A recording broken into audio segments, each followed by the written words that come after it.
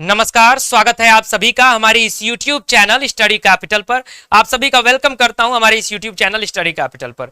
CUET PG 2023 का syllabus analysis video लगातार हमारी टीम अलग अलग सब्जेक्ट के लिए आपको दे रही है। तो बहुत सारे वीडियोस में हमने कमेंट बॉक्स में देखा था कि सर MA इंग्लिश का सिलेबस क्या है, उसका एक एनालिटिकल वीडियो, एक कंप्लीट एनालिसिस करके एक वीडियो दे दीजिए जिससे हम लोग सिलेबस समझ सकें और अपनी तैयारी अच्छे ढंग से आगे बढ़ा सकें। तो आज के इस वीडियो में मैं आपको CUET MA इंग्लिश का कंप्लीट सिलेबस बताने वाला हूं, इसलिए इस कंप्लीट वीडियो को देखिएगा। पूरा वीडियो ध्यान से देख लीजिएगा। छोटा ही वीडियो होगा, बहुत बड़ा वीडियो नहीं होगा। सिलेबस एनालिसिस का एक शॉर्ट वीडियो होगा जिसको आप अच्छे से समझ लेंगे तो यहां से आपको सिलेबस की सारी चीजें क्लियर हो जाएंगी। तो चलिए शुरुआत करते हैं इस वीडियो की शुरुआत करने से पहले CUET की एक एक जानकारी, एक एक सही अपडेट के लिए हमारे इस चैनल को अभी सब्सक्राइब कर लीजिए, बेल आइकन प्रेस कर लीजिए अगर आप नए हैं और पहली बार स्टडी कैपिटल पर विजिट कर रहे हैं तो। क्योंकि हम आपको आज ही नहीं, आपके एंट्रेंस एग्जाम, आपकी काउंसलिंग, आपके एडमिशन के आखिरी दिन तक सारी वो बातें, आपकी जरूरी बातें बताते रहेंगे जो आपको जरूरी होंगी। यानी जो जरूरी होंगी वो बातें आपको बताई जाएंगी, ना एक्स्ट्रा बात बताई जाएगी ना कम बात आपको बताई जाएगी। यहां पर आपको ऑथेंटिक और जरूरी बातें बताई जाती हैं। तो चलिए देखते हैं सिलेबस क्या है CUET 2023 का। उससे पहले उम्मीद करता हूं कि सभी लोग सब्सक्राइब कर लेंगे चैनल को और बेल आइकन प्रेस कर लेंगे। ऑफिशियल सिलेबस देखने से पहले हम सभी को जानकारी होनी चाहिए, आपको जानकारी होनी चाहिए कि जो पेपर हम देने जा रहे हैं, जिसका फॉर्म हमने भरा है, अगर आपने खुद से भरा है तो आपको पेपर कोड याद होगा, नहीं आपने खुद से भरा है, किसी से भरवाया है तो पेपर कोड इसका है LAQP01। CUET MA इंग्लिश के बारे में आगे से कोई भी जानकारी चाहिए होगा तो इस साल का जो पेपर कोड है वो LAQP01 है, उसी के तहत आपको जानकारी मिलेगी। ठीक, अब चलते हैं अपने सिलेबस की ओर, मूव करते हैं और सिलेबस हमारा क्या है।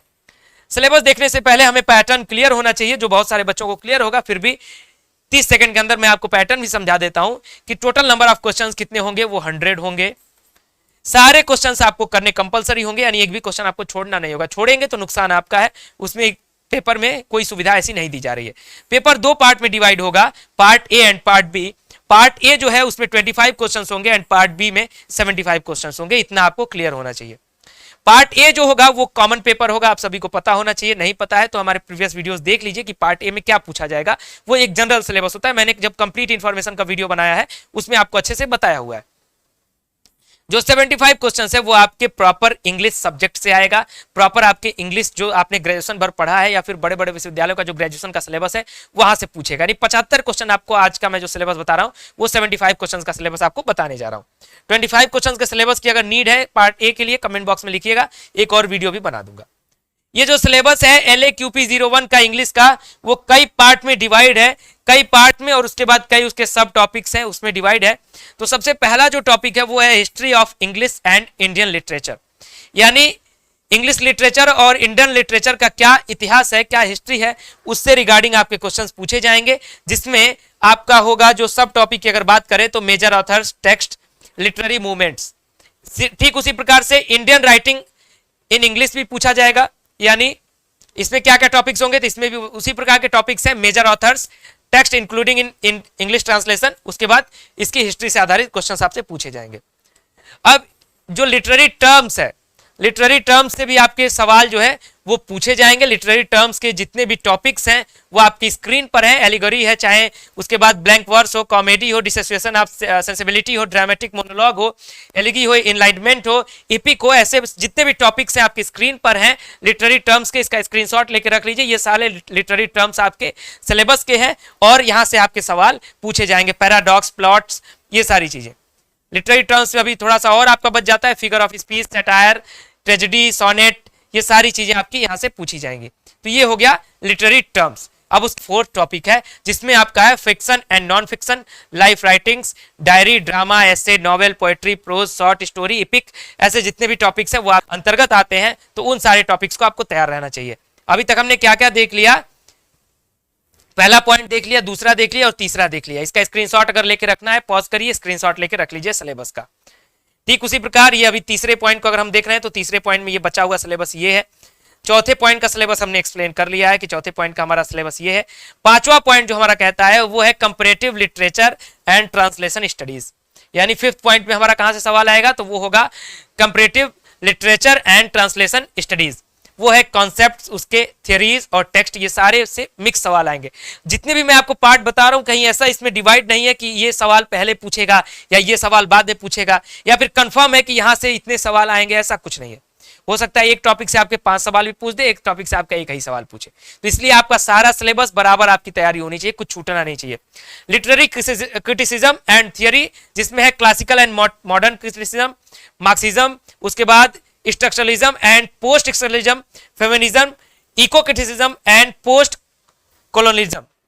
उसके बाद 7वां जो हमारा टॉपिक है वो है awareness of current literary trends, events and awards etcetera.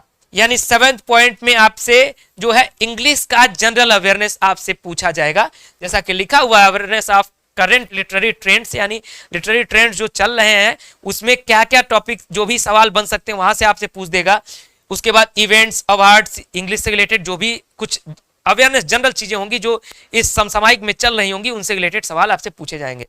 तो टोटल 7 पार्ट में आपका ये सिलेबस डिवाइड है और ये पूरा सिलेबस आपको तैयार होना चाहिए, तभी आप एमए इंग्लिश के इस पेपर में अच्छा प्रदर्शन कर सकेंगे। आई होप कि सिलेबस जो है आपको अच्छे से समझ में आया होगा।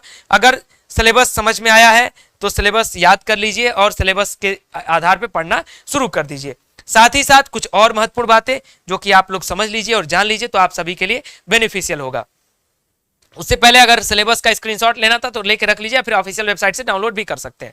यदि आपको तैयारी करनी है CUET एमए इंग्लिश की, यदि आपको इसकी प्रिपरेशन करनी है CUET एमए इंग्लिश की, तो स्टडी कैपिटल का हमारा एंड्रॉयड ऐप मिलेगा, ऑफिशियल ऐप, आप उसको डाउनलोड कर लीजिए और कम प्राइस में बेहतर तैयारी के लिए, बेस्ट प्रिपरेशन के लिए, और ऑलरेडी हमने BHU DU जैसे विश्वविद्यालयों में CUET आने पर पिछले साल भी और CUET के पिछले 2 साल पहले भी, जब से ये स्टार्टअप शुरू हुआ है तब से बहुत अच्छे रिजल्ट हमने दिए हैं और कम फीस में हम आपको पढ़ाते हैं और बेस्ट ढंग से आपको गाइडेंस, यहाँ पर सारे टॉपर मेंटर्स आपको गाइड करते हैं।